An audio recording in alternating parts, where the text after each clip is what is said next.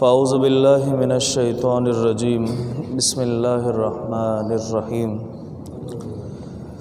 ان الذین کفروا بآیاتنا سوف نصلیہم نارا صدق اللہ العظیم وصدق رسولہ النبی الامین الکریم ونحن علی ذلک لمن الشاہدین والشاکرین والحمد للہ رب العالمین ان اللہ وملائکتہ یصلون علی النبی یا ایہا الذین آمنوا صلوا علیہ وسلموا تسلیما اللہم صل علی محمد النبی الامی وعلی آلہ واصحابہ وبارک وسلم الصلاة والسلام علیک یا رسول اللہ وعلی آلک واصحابک یا حبیب اللہ۔ سامعین اکرام، آج انشاءاللہ العزیز ہم سورۃ النساء کی آیت نمبر 56 سے 56 سے اپنی گفتگو کا آغاز کریں گے، جس میں اللہ رب العزت نے فرمایا ان الذین کفروا بآیاتنا سوف نصلیہم نارا، بے شک وہ لوگ جنہوں نے ہماری آیات کا انکار کیا، ہماری آیات ہماری نشانیوں کا جنہوں نے انکار کیا، سوف نصلیہم نارا، ہم عنقریب انہیں آگ میں ڈال دیں گے، جہنم میں ڈال دیں گے ہم ان کو۔ انکار کرنا، نہ ماننا، یعنی کہ قرآن پاک کی آیتوں کا انکار کیا، حضور علیہ السلام کے معجزات کا انکار کیا، اور اسی طرح اللہ تبارک و تعالیٰ کے آخری نبی کے جو فرامین ہیں ان تمام چیزوں کا انکار کیا، یہ سب کا سب انکار کرنے میں شامل ہے۔ فرمایا وہ جنہوں نے انکار کیا، عنقریب ہم انہیں آگ میں ڈال دیں گے۔ ہوگا کیا وہاں؟ عذاب کون سا ملے گا ان کو؟ رب نے فرمایا کلما نضجت جلودہم بدلناہم جلودا غیرہا، فرمایا کہ جب پک جائیں گی ان کی کھالیں، جسم کی جو کھال ہے نا، یہ پک جائے گی آگ کی وجہ سے، ختم ہو جائے گی آگ کی وجہ سے۔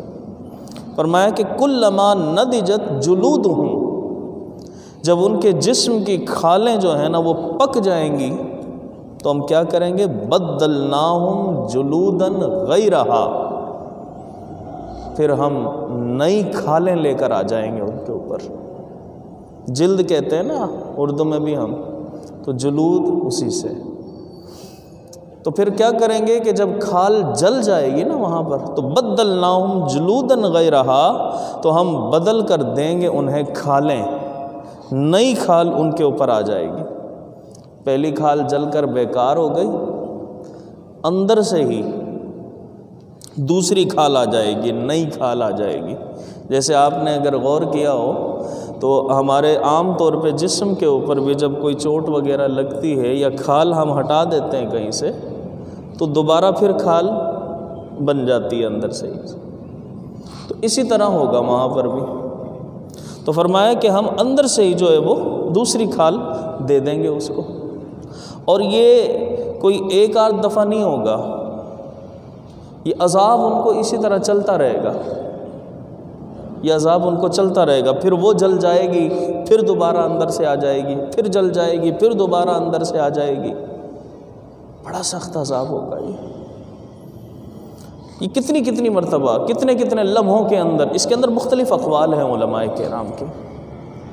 بعض لوگوں نے فرمایا، بعض کا اقوال یہ ہے، بلکہ جب یہ آیت حضرت عمر فاروق رضی اللہ تعالیٰ عنہ کے سامنے تلاوت کی گئی تو حضرت عمر فاروق رضی اللہ تعالیٰ عنہ نے فرمایا کہ میں اس آیت کی تفسیر کو جانتا ہوں، میں اس آیت کی تفسیر کو جانتا ہوں۔ میں کیا تفسیر؟ فرمایا کہ جب اس کی کھال جل جائے گی نا تو ایک لمحے میں، ایک ساتھ میں، ایک لمحے میں اللہ تبارک و تعالی اس کو 100 مرتبہ بدل کر دے گا۔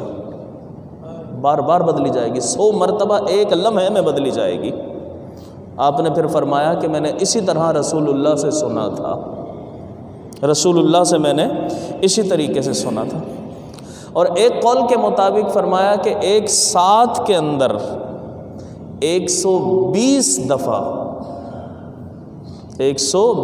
دفعہ صرف ایک ساتھ کے اندر اس کی کھال کو بدلا جائے گا، بار بار 120 مرتبہ ایک ساتھ، ایک لمحے کے اندر۔ ایک قول کے مطابق کہ ایک ساتھ کے اندر، ایک لمحے کے اندر 6000 دفعہ اس کی کھال کو بدلا جائے گا، بار بار 6000 دفعہ اس کی کھال کو بار بار بدلا جائے گا، اور جب بھی جل جائے گی ہر دفعہ نئی آ جائے گی۔ حضرت حسن بصری رحمۃ اللہ تعالیٰ علیہ، حضرت حسن بصری کا قول ہے، آپ اس کی تفسیر بیان فرماتے ہیں اور فرماتے ہیں کہ ہر روز 70,000 دفعہ اس کے ساتھ یہ عمل ہوگا، ہر روز 70,000 دفعہ آگ اسے کھائے گی، جلائے گی اسے، اور پھر اس کو جو ہے دوبارہ نئی کھال لوٹا دی جائے گی۔ یہ بار بار کیوں دیا جائے گا اس کو عذاب؟ فرمایا اس لیے لیذوق العذاب، تاکہ وہ عذاب چکھیں، تاکہ وہ جہنم کا عذاب چکھیں، کہ ایک دفعہ جلا دیا اور بات ختم ہو گئی، عذاب ہٹ گیا، نہیں، پھر کھال دیں گے، پھر جلائے گی، پھر کھال دیں گے، پھر جلائے گی، بار بار جہنم کا عذاب جو ہے وہ اسی طرح ہوتا رہے گا، ان کو چلتا رہے گا یہ سارا کا سارا۔ ان اللہ کان عزیزا حکیما، اور بے شک اللہ تبارک و تعالی غالب حکمت والا ہے، رب کائنات جانتا ہے اس حکمت کو، غالب حکمت والا ہے خالق کائنات۔ اور یہ جو بار بار ان کو عذاب مل رہا ہے نا، یہ کفار کے لیے ہے، یاد رکھیے گا، کفار کے لیے۔ شروع میں آئے نا کہ وہ لوگ جنہوں نے انکار کیا اللہ کی آیات کا، انکار کرنے والا کافر، کافر کو بھی کافر اسی لیے کہا جاتا ہے کہ وہ انکار کرتا ہے، وہ اسلام کا، دین کا، اللہ کا، قرآن کا، تو اس کو بھی اس لیے کافر کہا جاتا ہے۔ تو کافر جو ہے نا، ان کے لیے یہ عذاب ہوگا۔ اور یہ مت سمجھیے گا کہ جب کافروں کو جہنم میں ڈالا جائے گا تو یہی شکل و صورت اور یہی جسامت ہوگی، ایسا نہیں ہے،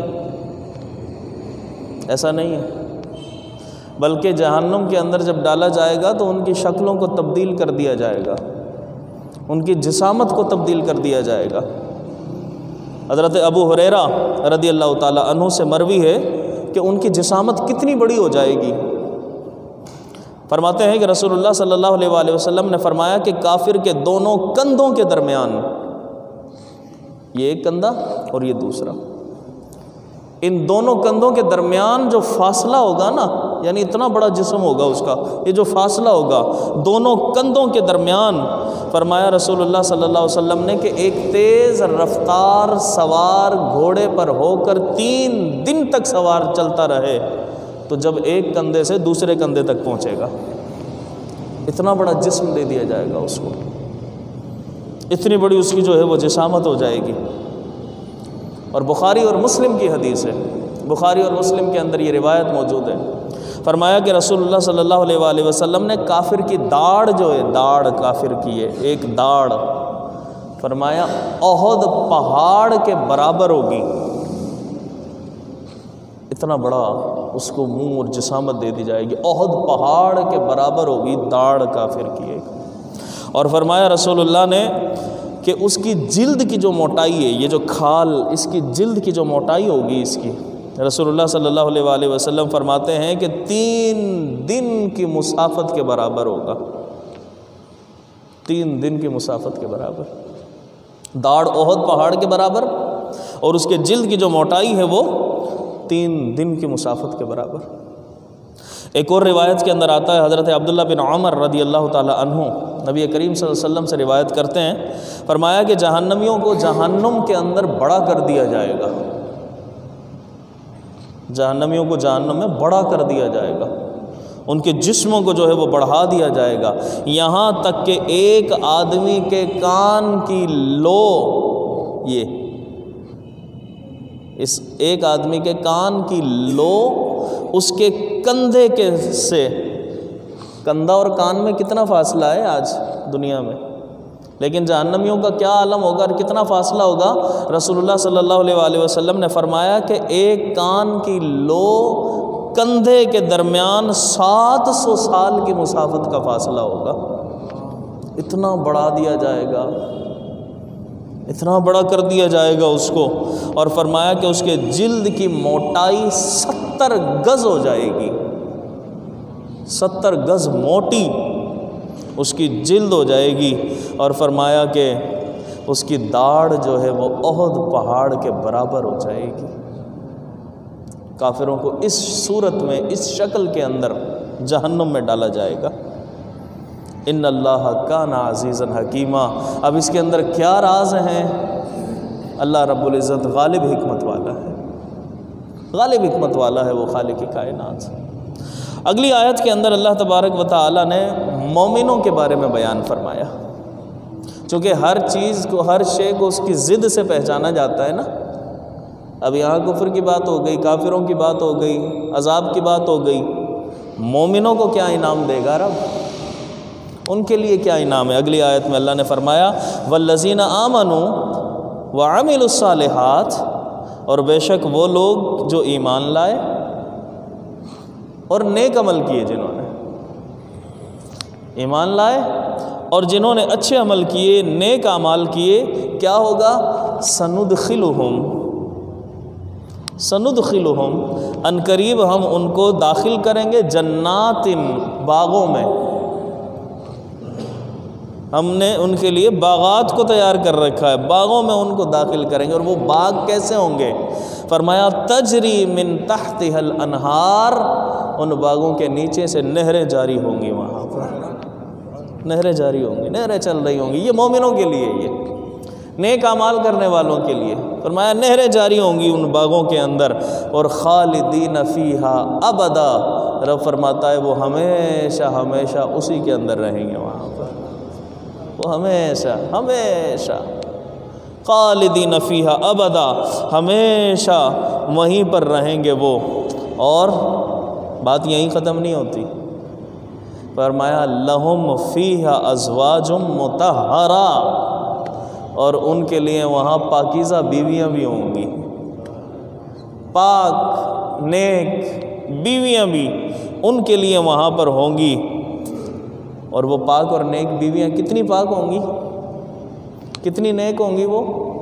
حضرت ابو سعید خدری رضی اللہ تعالیٰ عنہ حضور سے روایت کرتے ہیں، فرماتے ہیں رسول اللہ صلی اللہ علیہ وسلم نے فرمایا کہ جنت میں جو بیویاں ہیں وہ حیض، بول و براز، تھوک، بلغم، اولاد اور پسینے کی بدبو وغیرہ، اس طرح کی تمام آلائشوں سے پاک اور صاف ہوں گی وہاں کی بیویاں،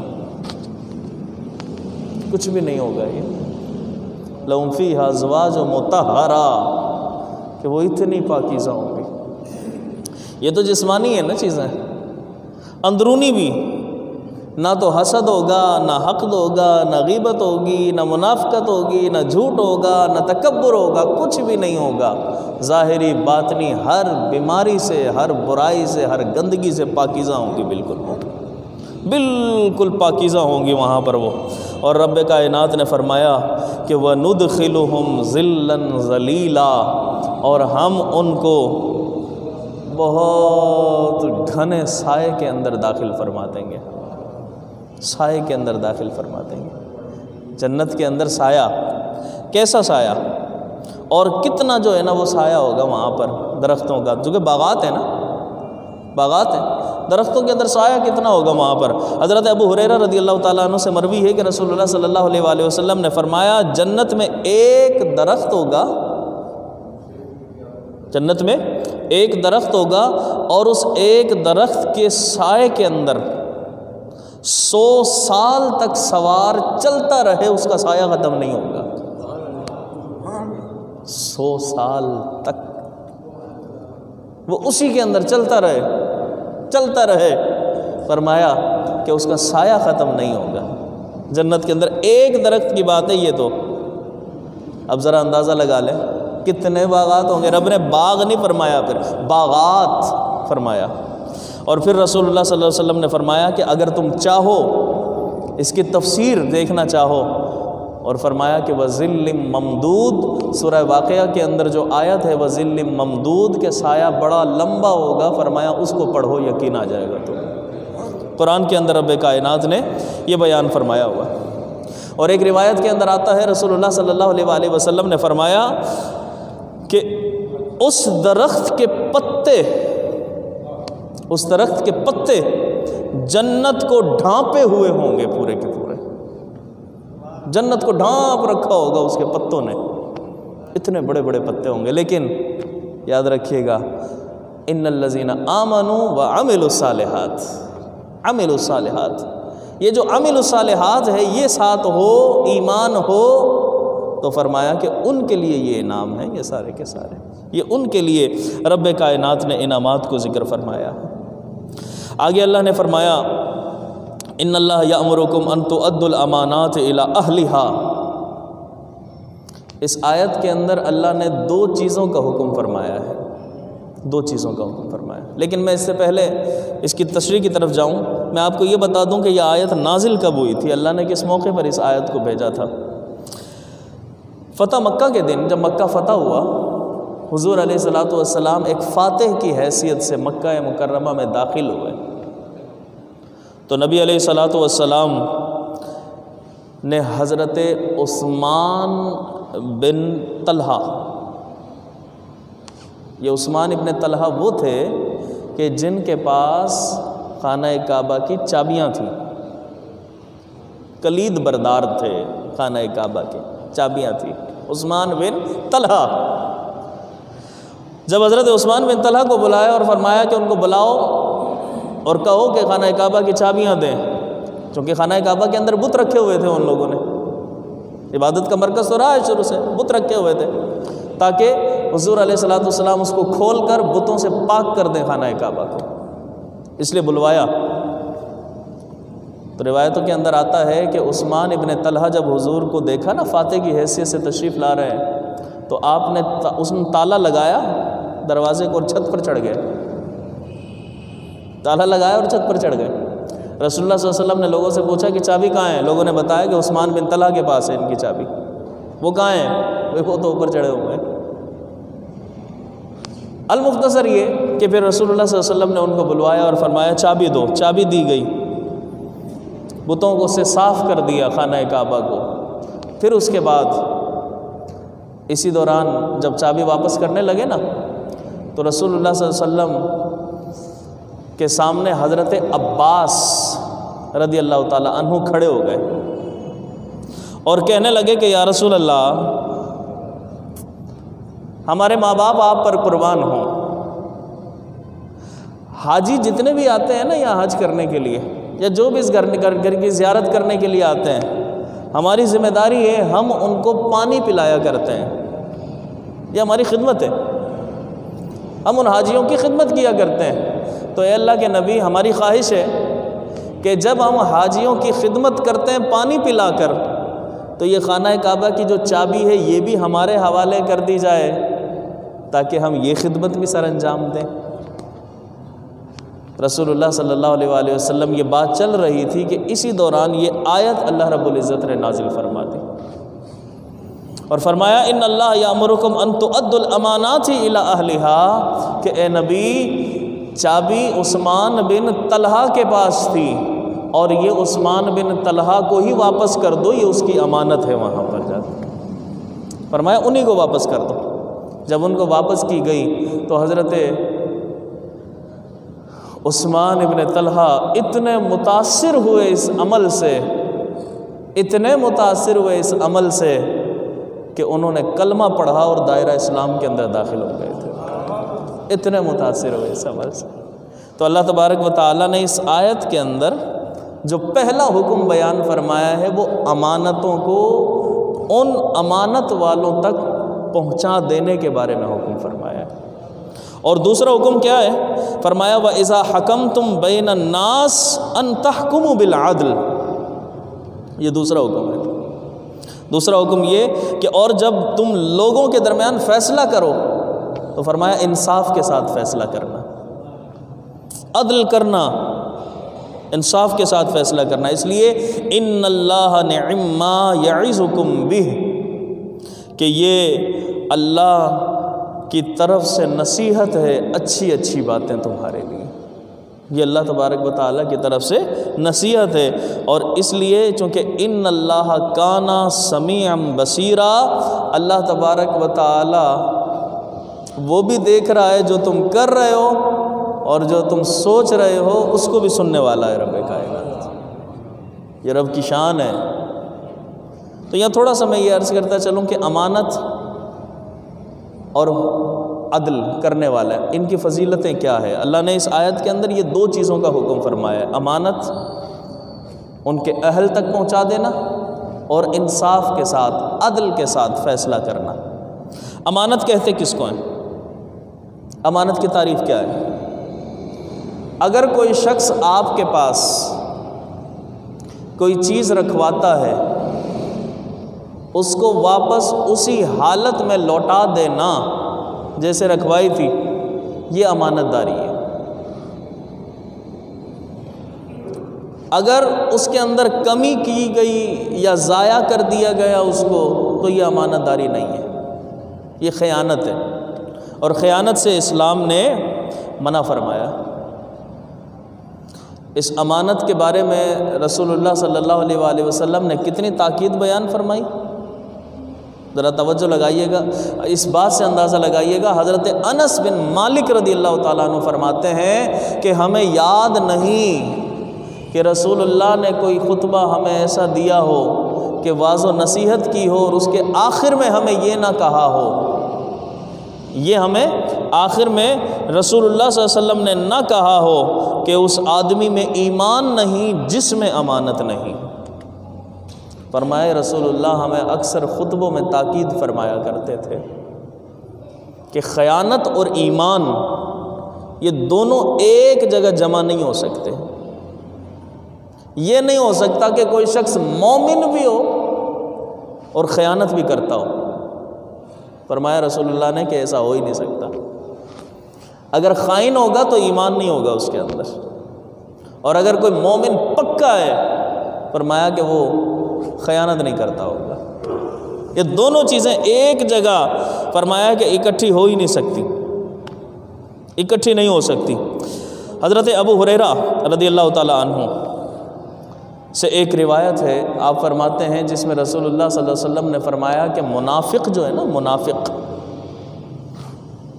اس کی نشانیاں جب حضور نے بیان فرمائی نا، اس کے اندر سے ایک یہ بھی نشانی بیان فرمائی کہ منافق وہ شخص ہوتا ہے جب آپ اس کے پاس امانت رکھوائیں تو وہ اس کے اندر خیانت کرے۔ اگر کوئی ایسا شخص ہے نا کہ آپ نے امانت کسی کے پاس رکھوائی اور اس نے اس کے اندر خیانت کی، تو سمجھ جائیں کہ وہ مومن نہیں ہے، وہ منافق ہے۔ منافق کی نشانیوں کے اندر رسول اللہ صلی اللہ علیہ وسلم نے اس کے اندر بیان فرمایا۔ اور یہ بھی یاد رکھیے گا کہ صرف امانت یہی نہیں کہ پیسے رکھوا دیے جائیں کسی کے پاس۔ ہم عام طور پہ سوچتے ہیں نا کہ بھئی پیسے رکھوا دیے گئے، یہ امانت ہے ہماری، رکھ لیجئے گا، ہمیں واپس لوٹا دیجئے گا۔ نہیں، امانت کا دائرہ بڑا وسیع ہے، دائرہ امانت کا دائرہ بڑا وسیع ہے۔ امانت جو ہے، کسی کی بات اگر آپ کو پتہ چلتی ہے، راز پتہ چلتا ہے، یہ بھی امانت ہے آپ کے پاس۔ اسلام نے اس حد تک اس دائرے کو وسیع فرمایا۔ رسول اللہ صلی اللہ علیہ وسلم نے فرمایا کہ محفل میں کی جانے والی باتیں بھی تمہارے پاس امانت ہیں۔ ایک جگہ سے سن کر دوسری جگہ جا کر سنا دینا، یہ امانت داری نہیں ہے۔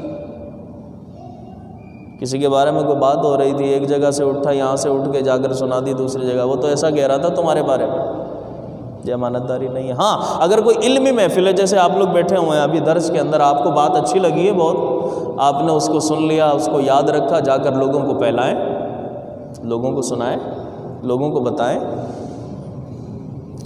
فرمایا کہ کسی کے راز کی بات ہے، اس کو ایک جگہ سے سن کر دوسری جگہ جا کر سنا دینا، یہ امانت میں شامل نہیں ہے۔ فرائض کے اندر امانت داری ہونی چاہیے۔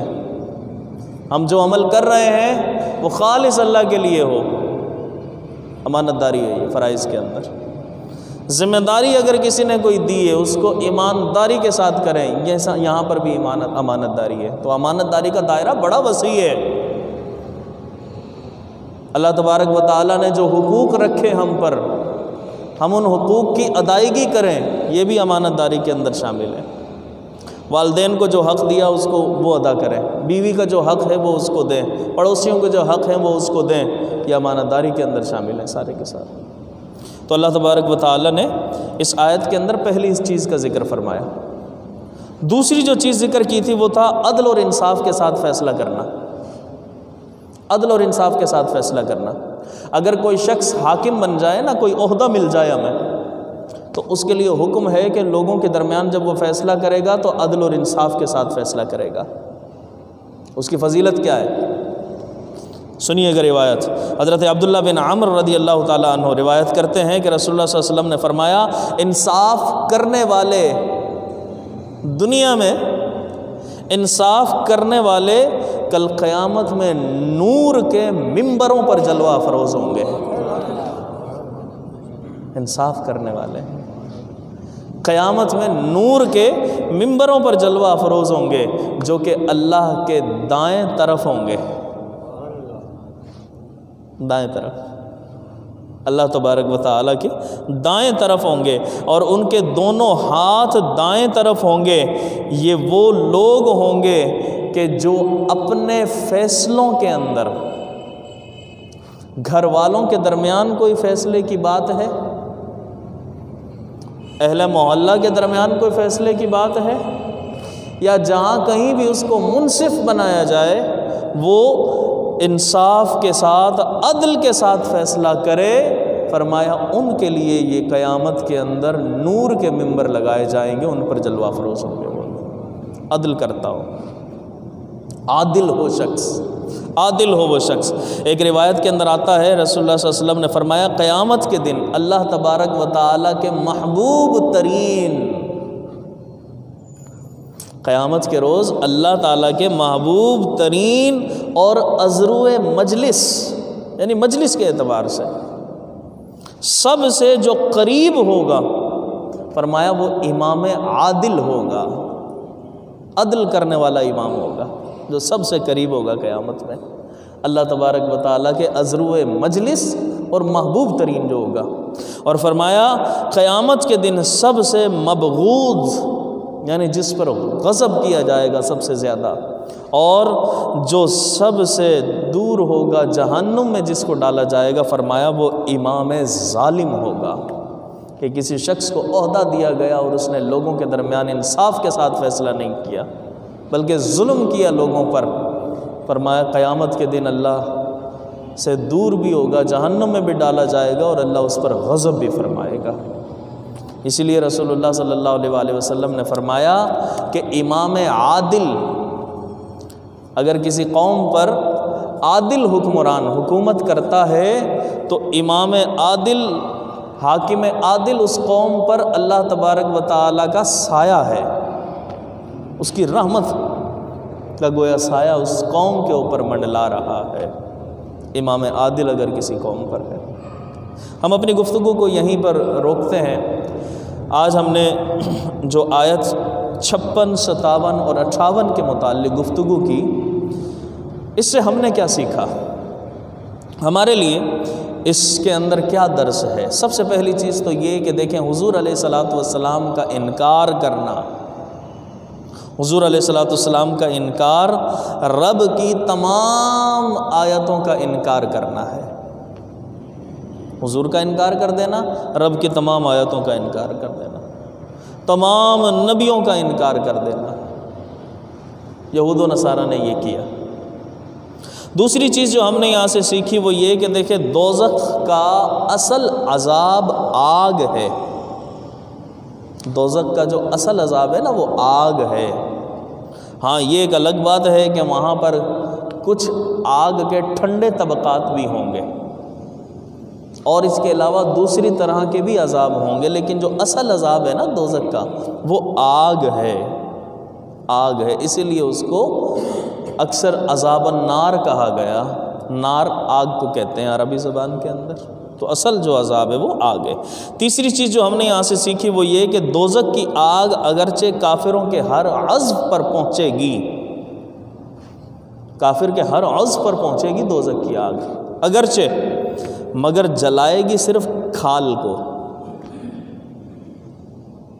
ایسا نہیں کہ آنکھ تک پہنچی تو آنکھ کو بھی پھوڑ دیا اس نے، اس کو بھی جلا دیا، نہیں، جلائے گی صرف کھال کو، پہنچے گی ہر عضو پر کافر کے دوزخ کی آگ، اس کے علاوہ کسی چیز کو نہیں جلائے گی کھال کے۔ چوتھی چیز جو ہم نے یہاں سے سیکھی وہ یہ کہ دیکھیں جنت میں لے جانے والے جو اعمال ہیں وہ ایمان اور ایمان کے ساتھ نیک عمل ہے، ایمان اور ایمان کے ساتھ نیک عمل دونوں ملیں گے تو جنت میں داخلے کی کوئی راہ نکلے گی۔ تو ایمان آ گیا، اللہ کی بڑی دولت ہے بہت زیادہ، ایمان کے ساتھ ساتھ پھر نیک عمل بھی ہوں تاکہ جنت میں جانے کا راستہ کلیئر ہو ہمارا۔ ایک اور چیز جو ہم نے یہاں سے سیکھی وہ یہ کہ دیکھیں جنت میں جنتیوں اور وہاں کے ہر پھل، ہر چیز، حتیٰ کہ ہر قطرے کو دوام ہے، ہمیشہ رہنے والی چیز ہے۔ جنت میں جب جنتی داخل ہو جائیں گے نا پھر ہمیشہ ہمیشہ وہاں رہیں گے، اس کے جو پھل ہیں ہمیشہ ہمیشہ رہیں گے، کبھی ختم ہوں گے ہی نہیں وہ پھل۔ جنت یہ چیز ہے، ہر قطرے تک کی چیز کو بھی ہمیشہ کے لیے دوام ہے۔ قرآن میں کہا نا کہ خالدین فیہا ابدا، ابدا، ابدا کا مطلب ہوتا ہمیشہ ہمیشہ ہمیشہ ہمیشہ۔ ایک اور چیز جو ہم نے یہاں سے سیکھی وہ یہ کہ دیکھیں ہر جنتی کو کئی قسم کی بیویاں ملیں گی، کئی قسم کی بیویاں ملیں گی ہر جنتی کو۔ اللہ تبارک و تعالی وہاں ان کو انعام یہ عطا فرمائے گا۔ ہاں ان کی جو دنیاوی بیوی ہے یہ بھی ان کے ساتھ ہی ہوگی، یہ یاد رکھیے گا، یہ بھی ساتھ ہی ہوگی وہاں پر، لیکن یہ بھی ایسی نہیں ہوگی جس طرح یہاں کے معاملات ہیں نا، ایسا نہیں، بلکہ وہاں اللہ تبارک و تعالیٰ اس کو ایسا حسن عطا فرمائے گا کہ ان سب حوروں سے بھی زیادہ خوبصورت ہوگی وہاں پر۔ تو کئی قسم کی اللہ تبارک و تعالیٰ جنت کے اندر جو ہے وہ اس کو بیویاں عطا فرمائے گا۔ ایک اور چیز جو ہم نے یہاں سے سیکھی وہ یہ کہ دیکھیں امانت کسی کی بھی ہو، چاہے مسلمان کی ہو آپ کے پاس، چاہے کسی کافر نے آپ کے پاس امانت رکھوائی ہو، چاہے کسی غیر مسلم نے آپ کے پاس امانت رکھوائی ہو، کسی کی بھی ہو وہ اس کے سپرد کی جائے گی۔ آپ ایسا نہیں کہ بھائی مسلمان ہے یہ تو چلو اسلام میرے پاس بھی ہے، اس کے پاس بھی، اس کی امانت کا تو خیال رکھوں، ہاں جو کافر ہے اس نے امانت رکھوائی اس کو کھا جاؤں، بھائی کافر ہے وہ تو، ایسا نہیں، سب کی امانت کی پاسداری کرنی ہے، سب کی امانت کی پاسداری کرنی ہے۔ آپ دیکھ لیں حضور علیہ الصلوۃ کی ہجرت کا واقعہ کہ جب قتل کے در پہ ہوئے سارے کے سارے کفار، گھیر بھی لیا، رسول اللہ صلی اللہ علیہ وسلم نے جس رات ہجرت فرمائی اس وقت آپ کے پاس کتنی لوگوں کی، ایسے لوگوں کی امانتیں تھیں جو آپ کو باہر قتل کرنے کے لیے کھڑے ہوئے تھے، کافر تھے، لیکن رسول اللہ صلی اللہ علیہ وسلم نے ان کو اپنے ساتھ نہیں لے کر گئے ان کی امانتوں کو، بلکہ حضرت علی کو بلایا اور فرمایا کہ میں جا رہا ہوں، آپ صبح ان لوگوں کو ان کی امانتیں دے کر واپس آ جانا۔ ذرا غور تو کرو یار، حضور علیہ السلام کا سب سے پہلا تعارف ہی ان دو چیزوں سے ہوا تھا، امین اور صادق۔ تو رسول اللہ صلی اللہ علیہ وسلم نے وہاں درس دے دیا امت کو کہ چاہے کوئی بھی ہو، دشمنی کیوں نہ ہو تمہارا، اس کی بھی امانت اگر تمہارے پاس ہے تم نے اس کو پہنچانی ہے، وہ امانت پاسداری کرنی ہے، امت کو یہی درس دینا تھا۔ آخری چیز جو ہم نے یہاں سے سیکھی وہ یہ کہ دیکھیں امانت داری اور عدل و انصاف یہ ایسے اعمال ہیں جن کا فائدہ انسان کو آخرت میں تو ملتا ہی ملتا ہے، دنیا میں بھی فائدہ ملتا ہے ان کو، امانت داری اور اسی طریقے سے عدل اور انصاف جس کا اس آیت میں حکم دیا گیا تھا، ان دونوں چیزوں کا آخرت میں تو فائدہ ہے ہی ہے، دنیا میں بھی ان کا فائدہ حاصل ہوگا اس کو، اسی لیے ہر شخص پر دنیا میں ذمہ داری عائد ہے، ہر شخص پر عائد ہے، جو صاحب عیال ہے اس کو بھی عائد ہے۔ اگر گھر میں ہی دیکھ لیں نا، ہم گھر میں ہی دیکھ لیں، ہمارے گھر میں ہی ہم پر بڑی ذمہ داریاں ہیں، والدین حیات ہیں تو والدین کی ذمہ داری بھی ہے، ان کے اندر بھی عدل اور انصاف کرنا پڑے گا۔ بیوی بھی موجود ہے، بیوی کے حقوق بھی آپ نے دینے ہیں۔ اولاد موجود ہے، اولاد کے حقوق کی بھی ذمہ داری آپ کے اوپر عائد ہے۔ اور اسی طریقے سے میراث کے جب حق آتے ہیں تو اس کے اندر آپ دیکھیں کتنے حقوق ہوتے ہیں میراث کے لوگوں کے اندر۔ بیٹیاں ہیں، بیٹے ہیں، سب کے حق ہیں، آپ کے اوپر ذمہ داری ہے۔ بیٹیاں ہیں تو اس کا بھی حق ہے، اس کو بھی حصہ دینا ہے، اسلام نے کہا ہے، یہ ذمہ داری ہے۔ تو ہم اپنی ذمہ داریوں کو دیکھیں، ہم اپنی ذمہ داریوں کو سمجھیں اور کوشش کریں اور رب سے دعا کیا کریں کہ خالق کائنات ہمیں ہماری ذمہ داریوں کو بہتر طریقے سے اچھے انداز میں پورا کرنے کی توفیق عطا فرمائے، تاکہ دنیا اور آخرت دونوں کے اندر ہمیں کامیابیاں حاصل ہوں۔ اللہ سے دعا ہے کہ خالق کائنات ہمیں عمل کی توفیق عطا فرمائے۔ وما علیہ الا